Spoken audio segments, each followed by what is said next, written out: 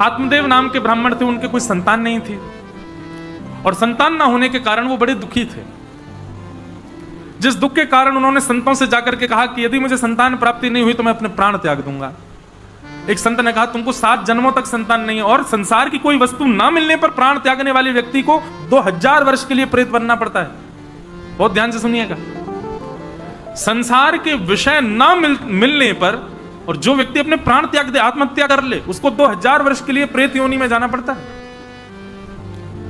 और अधिकतर आत्महत्या करने वाले लोग इसलिए करते हैं क्योंकि उनको संसार की कोई विषयी वस्तु नहीं मिली या वो किसी चीज में असफल हो गए तो कर लेते हैं। वैसे तो ऐसा कहा गया कि जो आत्महत्या का विचार करते हैं उनको भी अपराध लगता है, पाप के समान। इसलिए भैया ये कभी नहीं। भागवत जी में तो एक जगह और बताया गया कि आत्महत्या कहते किसको है। भगवान श्री कृष्ण उद्धव को बता रहे हैं। भगवान कहते हैं उद्धव, जो व्यक्ति मानव देह प्राप्त करने के बाद, मानव देह मिलने के बाद भी सद ग्रंथों के कथा सुनने के बाद, मानव देह मिला, कथा सुनने का अवसर मिला और उसके बाद गुरुजन प्राप्त हो जाएं, मतलब मानव देह भी मिला, कथा भी सुनने को मिल गई, गुरुजन भी प्राप्त हो गए, इन 3 साधनों को प्राप्त करने के बाद भी कोई अगर मेरी प्राप्ति नहीं कर पाया तो निश्चित है उस व्यक्ति ने अपने देह में जकड़ करके अपनी आत्मा की हत्या कर ली।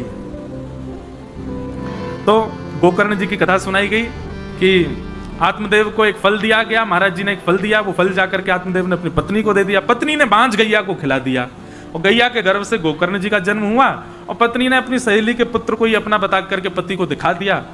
दोनों बालकों का नामकरण हुआ। आत्मदेव जी के पुत्र का नाम धुंधुकारी और गऊ का जो पुत्र हुआ उसका नाम गोकर्ण। दोनों बड़े हुए, दोनों में अंतर दिखने लगा। गोकर्ण पंडित ज्ञानी बना और आत्मदेव धुंधुकारी महान दुष्ट हुआ। उसकी दुष्टता के कारण पिता ने घर त्याग कर दिया, मां ने कुआं में कूद के प्राण त्याग दिए।